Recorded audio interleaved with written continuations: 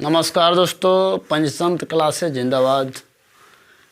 पिछली वीडियो में मैंने बताया था कि वायु में जलाने से पहले मैग्नीशियम रिबन को साफ़ क्यों किया जाता है।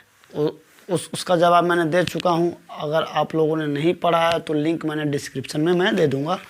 और आज का जो टॉपिक है question number 2 page number 6 NCERT book, Bihar board का ये चाहे NCERT यानी 10th क्लास का केमिस्ट्री। निम्नलिखित रासायनिक अभिक्रियाओं के लिए संतुलित समीकरण लिखिए। यहाँ पे अपना 3 क्वेश्चन है और इसका जो है समीकरण बनाना है और प्लस में संतुलित भी करना है। तो यहाँ पे फर्स्ट है hydrogen plus chlorine arrow hydrogen chloride. अभी हाइड्रोजन जो है एक अणु में 2 हाइड्रोजन होते हैं, एक अणु में 2 हाइड्रोजन होते हैं। तो यहाँ पे होगा H2 प्लस क्लोरीन का होगा Cl2, क्योंकि यहाँ भी Cl2 ही होता है, क्योंकि एक क्लोरीन के अणु में 2 क्लोरीन के परमाणु होते हैं। तो H2Cl2 एरो हाइड्रोजन क्लोराइड, तो HCl इसका सूत्र होता है। तो दोस्तों ये तो अपना रासायनिक अभिक्रिया जो है जो होता है मैंने लिख दिया। अब इस समीकरण को संतुलित करना है। तो संतुलित करना एकदम इजी है। जैसा कि मान लो एक तराजू है, इस साइड में कितना क्या रखना है, इस साइड में कितना क्या रखना है, दोनों को क्या करना है, बैलेंस करना है, बराबर करना है। तो यहाँ पे हम सिंपल सी देखते हैं कि यहाँ पे हाइड्रोजन 2 है, यहाँ पे 1 है, यहाँ पे क्लोरीन 2 है और यहाँ पे 1 है। तो हम 2 यहाँ पे नहीं दे सकते दोस्तों। यहाँ पे कभी भी हम इधर बैलेंस करने के लिए यहाँ पे नहीं देना होता है। किसी भी कंपाउंड के बाएं साइड में अंक जो है दिया जाता है। तो यहाँ पे 2 लिखना होगा। तो यहाँ पे 2 का मतलब ये हो गया हम 2 से गुना कर रहे हैं, तो 2H और 2Cl हो गया। तो यहाँ भी 2H हो गया, यहाँ भी 2H हो गया, यहाँ पे Cl2 हो गया और यहाँ भी 2Cl हो गया। तो अब ले दे के जो है बराबर हो गया। अब जो है तो चलते हैं नेक्स्ट क्वेश्चन की तरफ। अब बेरियम क्लोराइड आप लोग को याद नहीं होगा, इसके ऊपर मैं अलग से वीडियो ज़रूर बनाऊंगा कि इस चीज़ को कैसे बनाया जाता है। तो बेरियम का दोस्तों जो सूत्र होता है Ba होता है यहाँ, और क्लोराइड का Cl होता है। तो यहाँ पे -1 चार्ज होता है, यहाँ पे +2 चार्ज होता है। तो ये क्या होता है कि Ba1 यहाँ हो जाता है और ये Cl जो है ये 2 यहाँ पे हो जाता है। तो BaCl2 ये जो है बेरियम क्लोराइड। एल्युमिनियम सल्फेट दोस्तों, एल्युमिनियम पर +3 चार्ज होता है और सल्फेट पर SO4 पर -2 चार्ज होता है। तो होता क्या है दोस्तों, एल्युमिनियम का जो पर ये 2 यहाँ पे आ जाता है, ये जो 2 है यहाँ पे आ जाता है, और ये SO4 का जो है यहाँ पे दोस्तों ये 3 यहाँ पे आ जाता है। यानी ये इस जगह पे और ये जो है इस जगह पे, इस तरीके से बनाया जाता है। हम हो सके तो एक जो है स्पेशली कंपाउंड कैसे बनाए जाते हैं आयनिक कंपाउंड, उस पर मैं वीडियो ज़रूर बना कर दूंगा। अब है बेरियम सल्फेट। बेरियम का भी जो है B पर +2 और SO4 पर -2। यहाँ पे दोस्तों इस 2 को यहाँ और इस 2 को यहाँ करने की ज़रूरत नहीं है। यहाँ पे सीधा ये जो है क्या होता है, कट जाता है और यहाँ पे BaSO4 हो जाता है। और फिर जो है एल्युमिनियम क्लोराइड, एल्युमिनियम का +3 और Cl का -1। अब यहाँ पे Al पर जो है ये 1 आ जाएगा, 1 नहीं लिखा जाता है, और Cl पर ये 3 आ जाएगा। तो यहाँ पे हो जाएगा AlCl3। तो इस तरीके से दोस्तों ये लिखा जाता है। तो इसका भी बनाने का तरीका है। जब तक आप रेडिकल नहीं पढ़ेंगे, मूलक नहीं पढ़ेंगे, तब तक ये चीज़ आपको नहीं समझ में आएगा। तो अभी फ़िलहाल के लिए समझ लीजिए। अब यहाँ पे क्या है कि दोस्तों बैलेंस करना है, यानी संतुलित करना है। तो कैसे करेंगे, ध्यान से देखिए। यहाँ पे Ba, अब फर्स्ट में क्या करेंगे, अगर मुंह पर नहीं बनाने आता है तो हम क्या करेंगे, इस पर पार्ट 1 कर लेंगे और पार्ट 2 कर लेंगे। हाई तीर का पहले वाला हिस्सा पार्ट 1 और तीर का बाद वाला हिस्सा पार्ट 2। अब यहाँ पर क्या क्या चीज़ है, BA है, CL है, L है, S है, O है। तो अब क्या करना है दोस्तों, काउंट करना है। BA इस पार्ट में कितना है और इस पार्ट में कितना है, ये ध्यान देना है। तो इस पार्ट में 1 है, इस पार्ट में भी 1 है, तो ये 1 जो है बैलेंस हो गया। अब जो है CL, तो यहाँ पे CL2 है, यहाँ पे CL2 है और यहाँ पे CL3 है। यहाँ पे CL कितना है, 3।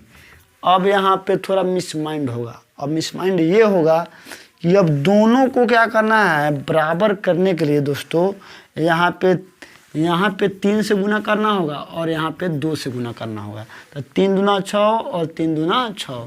तो यहाँ पे 3 से गुना करने के लिए दोस्तों हमको 3 यहाँ नहीं यहाँ पे लगाना होगा और यहाँ पे 2 जो है यहाँ पे लगाना होगा। अब दोस्तों दिक्कत ये आ रही है कि यहाँ पे BA 3 हो गया और यहाँ पे BA जो है 1 ही हो गया। तो यहाँ पर अब तो 3 हो गया, तो अब क्या करना होगा, यहाँ पे अब 3 हो गया तो यहाँ भी क्या करना होगा, 3 करना होगा। तो यहाँ पे भी आपको 3 देना होगा। तब अब BA 3 इधर भी हो गया, BA 3 इधर भी हो गया। अब यहाँ पे BA 3 ये दोनों बराबर। अब जो CL 3 दूना 6 2 तिहाई 6 ये भी बराबर हो गया। अब बारी है दोस्तों एल्युमिनियम की। तो एल्युमिनियम पहले से 2 है और यहाँ पे 1 था, लेकिन हमने 2 से गुना कर दिया, तो 1 दूना 2 और ये 2। अब बारी आती है सल्फर की। तो सल्फर यहाँ पे दोस्तों 1 नहीं है, 1 गुना 3, यहाँ पे कितना है, 3 है। और यहाँ पे सल्फर 3 गुना 1, 3 गुना 1। और जब ये टोटल बराबर होगा तो वो ऑटोमेटिक बराबर हो ही जाएगा। लेकिन फिर भी हम एक बार चेक कर लेते हैं। 3 चौका 12 और इधर 4 तिहाई 12, 4 तिहाई 12 और 3 चौका 12। तो ये जो है अपना जो है संतुलित हो गया। अब बारी है दोस्तों सोडियम प्लस जल arrow sodium hydroxide plus hydrogen. दोस्तों मैं इस रिएक्शन का एक्सपेरिमेंट भी किया हूँ, ये भी मैं डिस्क्रिप्शन के लिंक में दे दूँगा। अब ये होता क्या है कि सोडियम मेटल को आप पानी में डालोगे तो वहाँ पे हाइड्रोजन गैस उत्पन्न होती है और सोडियम हाइड्रोक्साइड बनती है। तो यहाँ पे सोडियम का परमाणु कुछ इस तरीके से होता है Na जो है इसका जो है संकेत है। जल का तो बहुत लोग जानता है H2O, आज से नहीं, हम 8वां 9वां से ही पढ़ते आ रहे हैं। और सोडियम हाइड्रोक्साइड NaOH और हाइड्रोजन गैस H2। अब यहाँ पे एरो का निशान मैंने इसलिए दिया कि क्योंकि ये गैस है, ये उड़ जाता है। अब होता क्या है दोस्तों कि जब भी हम सोडियम मेटल को हम पानी में, चाहे ऊपर से पानी डालें चाहे जैसे भी डालें, तो धीरे धीरे धुआं हो जाता है और ब्लास्ट कर जाता है। ऐसा मैंने वीडियो किया है, तो ये मैं लिंक डिस्क्रिप्शन में दे दूँगा, आप जाके आराम से देख सकते हैं। तो यहाँ पे क्या है कि सोडियम जो है 1, यहाँ पे भी 1, यहाँ पे H2, यहाँ पे भी H2 नहीं, यहाँ पे H2 है और प्लस एक और भी है, 3 है। तो अब हम इसको कैसे करेंगे, तो मान लीजिए हम यहाँ पे 2 देते हैं, तो ये 2 दूना 4, तो 1 2 यहाँ भी देना होगा, तो 1 2 यहाँ भी देना होगा। अब 2Na हो गया बराबर 2 दूना 4 और 2 और 2 और फिर 2O, तो ये इस तरीके से संतुलित हो जाता है। तो दोस्तों ये 3 नंबर क्वेश्चन अभी फिर हमको इसी वीडियो में ऐड करें या तो दोस्तों मैंने 3 नंबर क्वेश्चन जो है उतार के रख लिया है। 3 नंबर क्वेश्चन में 2 क्वेश्चन है। फर्स्ट क्वेश्चन है कि जल में बेरियम क्लोराइड तथा सोडियम सल्फेट के विलयन अभिक्रिया करके सोडियम क्लोराइड का विलयन तथा अघुलनशील बेरियम सल्फेट का अवक्षेप बनाता है। तो इस बात को पहले समझना हो। तो 2 नंबर का मैं पहले आंसर बना रहा हूँ, ध्यान से देखिए। दिया हुआ है जल में बेरियम क्लोराइड, तो आपको बेरियम क्लोराइड BaCl2 जल में, यानी इसमें जल डाला जाता है। क्यों? क्योंकि वो ये अच्छी तरीके से घुल जाए और इसका जो पावर है थोड़ा कम हो जाए। तो यहाँ पे जल के लिए हम AQ डालेंगे, क्योंकि ये जल अभिक्रिया नहीं कर रही है, ये घुला हुआ है जल में। अब प्लस इसको आप लिखो या ना लिखो कोई फर्क नहीं पड़ता है। और सोडियम सल्फेट, सोडियम के NaSO4 पर दोस्तों 2 चार्ज होता है, -2 चार्ज, तो यहाँ पे 2 लगाना होगा। आयरो, उसके बाद क्या बन रहा है, अभिक्रिया करके सोडियम क्लोराइड NaCl जो हम घर का जो नमक खाते हैं साधारण नमक, सोडियम क्लोराइड होता है। और अघुलनशील बेरियम सल्फेट का अवक्षेप बनाता है। अवक्षेप का मतलब दोस्तों होता है कोई ठोस पदार्थ का बनना। ठोस मतलब कोई बज्जड़ यानी मजबूत जो घुलता नहीं है। तो यहाँ पे बेरियम सल्फेट होगा BaSO4, तो ये अघुलनशील है। अब दोस्तों इसको क्या करना है, संतुलित भी करना है, बैलेंस करना है। तो यहाँ पे हम मुंह पर ही करेंगे तो अच्छा रहेगा। Ba कितना है 1, यहाँ पे B कितना है 1, कोई दिक्कत नहीं। यहाँ पे Cl कितना है 2, यहाँ पे 2 नहीं है, यहाँ पे 1 है। तो हमको यहाँ पे 2 लगाना होगा, यहाँ पे 2 लगाना होगा।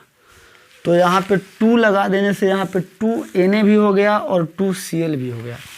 तो Ba भी संतुलित हो गया, Cl2 भी हो गया। अब Na2, तो Na2 और 2 Na ये संतुलित हो गया। अब SO4 संतुलित है। बस इतना ही था। तो हम इसका जो है नामकरण कर देते हैं। यहाँ पे बेरियम क्लोराइड, ये जो है विलयन है। विलयन मतलब ये जो है जल में घुला हुआ है। और यहाँ पे सोडियम सल्फेट ये भी जो है अपना जल में घुला हुआ है, विलयन है। और सोडियम क्लोराइड, ये है सोडियम क्लोराइड जो हम लोग घर में यूज करते हैं डेली बाय डेली। और ये है बेरियम सल्फेट।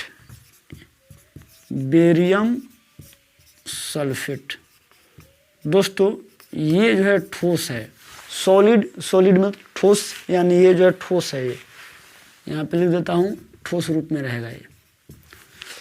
सेकेंड है दोस्तों सोडियम हाइड्रोक्साइड का विलयन जल में। सोडियम हाइड्रोक्साइड NaOH जल में कह रहा है, तो हम फिर AQ कर देंगे। AQ मतलब ये जल में घुलाया गया है इसको।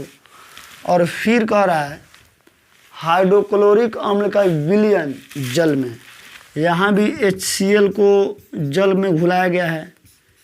अब जल में क्यों घुलाते हैं, क्योंकि इसके पावर को कम करने के लिए, क्षमता को कम करने के लिए हम जल में डालते हैं। जिस तरीके से मान लीजिए कोई शरबत है, मीठा, बहुत मीठा है, तो थोड़ा हम पानी डाल देंगे तो थोड़ा और जो है मीठापन कम हो जाता है। इसलिए हम क्या करते हैं, इसमें भी जल मिलाते हैं कि इसकी जो क्षमता है वो जो है डाउन हो जाए। अब यहाँ पे दोस्तों मैं आसान तरीका बताता हूँ। Na के साथ Cl जुट गया है, HH2 और O, तो यहाँ पे A वाला Na और A वाला Cl एक साथ, अब प्लस ये H2 और एगो O बच रहा है O, यानी ये जल, और ये हो गया सोडियम क्लोराइड, और ये हाइड्रोक्लोरिक अम्ल, और ये हो गया सोडियम हाइड्रोक्साइड।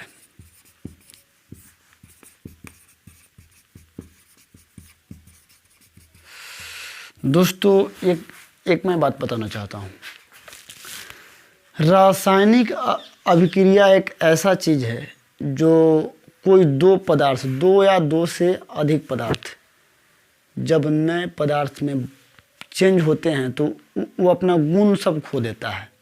अब कैसे खो देता है मैं आपको बताता हूँ। ये NOH sodium hydroxide caustic soda है। कास्टिक सोडा आपको मार्केट में मिल जाएगा।